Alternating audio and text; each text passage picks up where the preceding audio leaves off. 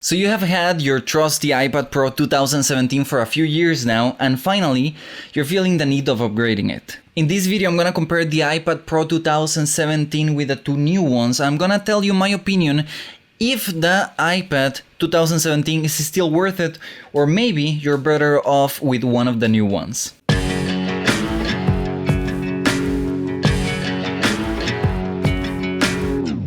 What's up guys, my name is Lucas, I'm a concept artist and illustrator working for video games, and this channel is all about art and art related content, so if that's something that you like, consider subscribing.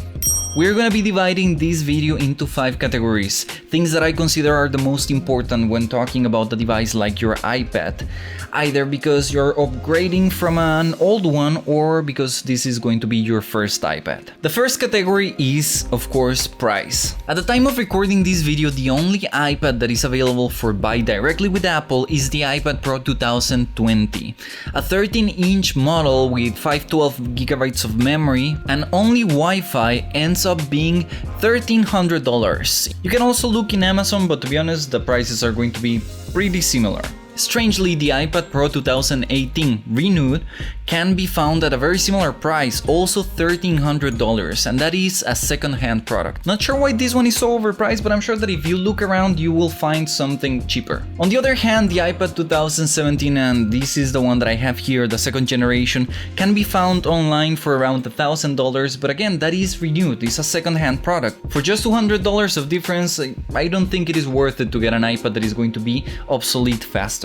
If you already have an iPad though, and what you want is upgraded, that is really good news for you, because that means you're going to be able to sell your old device for almost the amount of money that you can get for a new one, so the old one almost pays for your upgrade. Moving on to the next category, and that is the display. As an artist, that is for me the most important category. The 2017 iPad Pro was the first one introducing the promotion technology. That means that your screen refreshes to 120 Hz instead of the regular 60 Hz of other screens. What that does for you is very smooth motions while moving things on the screen, and that includes also your brush on a painting app. At the end, what that is important for you as an artist is that you will not notice any type of lag or latency between your pencil and the strokes that you make on the screen. Unfortunately, Apple hasn't changed a single thing on their iPad screens since 2017. The resolution is the same, and also the technology, all of them have the promotion and True Tone.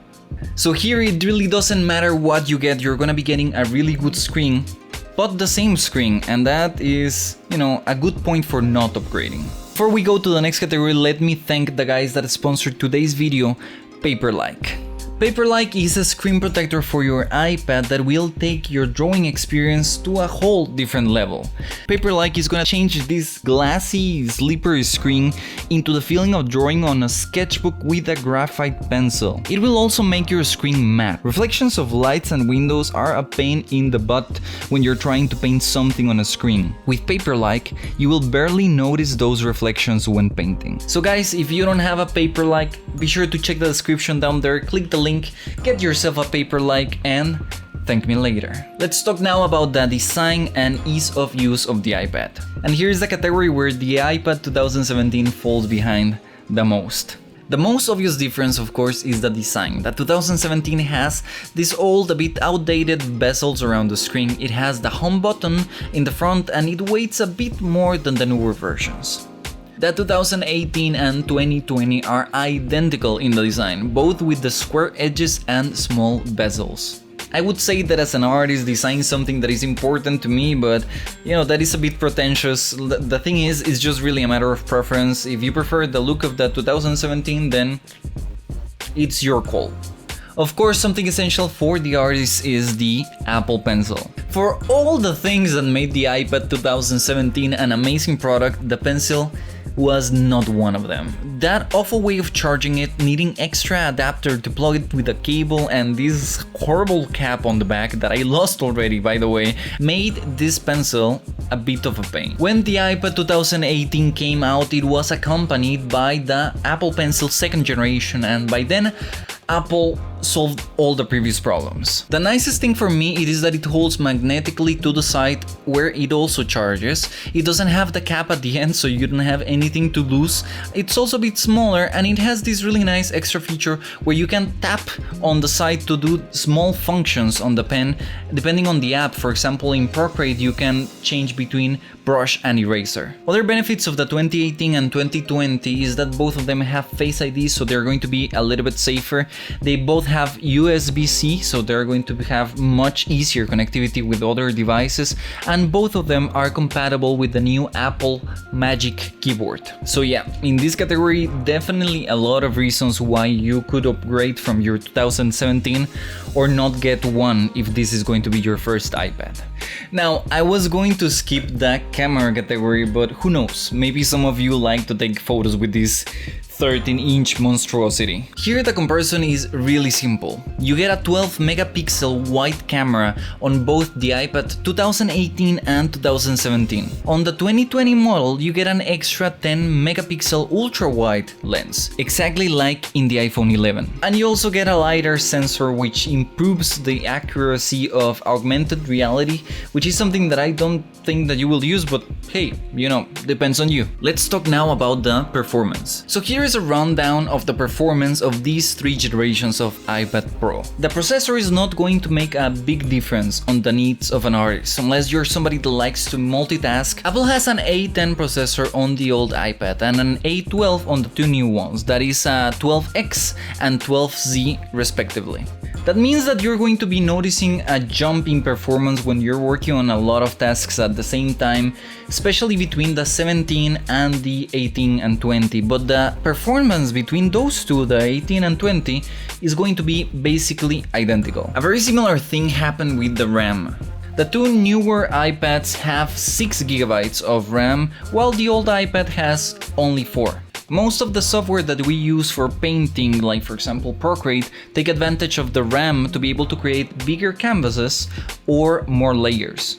But again, I have to say, I have been using the 2017 for 3 years now, and I have never felt any necessity of having more layers or a bigger canvas size. Something that is super important for me is the battery life of my iPad. I am someone that likes to take my iPad on the go and go outside on a cafe or something, and sometimes I don't have an electricity outlet to be able to connect this thing, so I have to survive with whatever is inside of the iPad, and that is, I don't know, it could be around 3 hours while painting on Procreate and with max brightness. Unfortunately, Apple hasn't changed anything about the battery of these 3 devices, so it doesn't matter if you get the 2020 or 2017, you're going to be getting the same juice out of the 3 of them.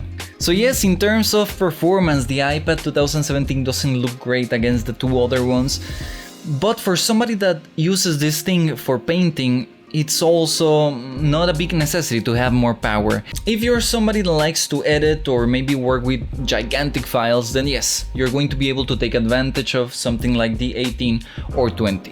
So what is my personal opinion? Is the iPad 2017 still worth it, or should you upgrade to a newer model? Well, if you're planning on getting your first iPad this year, and that means that you don't have an iPad right now and you need one, I will be looking for a discount on the 2018 because the 18 and 20 are basically the same thing. I definitely wouldn't choose the 2017 this year because, you know, the prices are basically the same between them, and the difference in design is recognizable. You have the smaller bezels and a little bit lighter of a design is just nicer, and also the Apple Pencil, which is something that you will be working every day. Now, what about if you have already that 2017 and you were looking on upgrading it?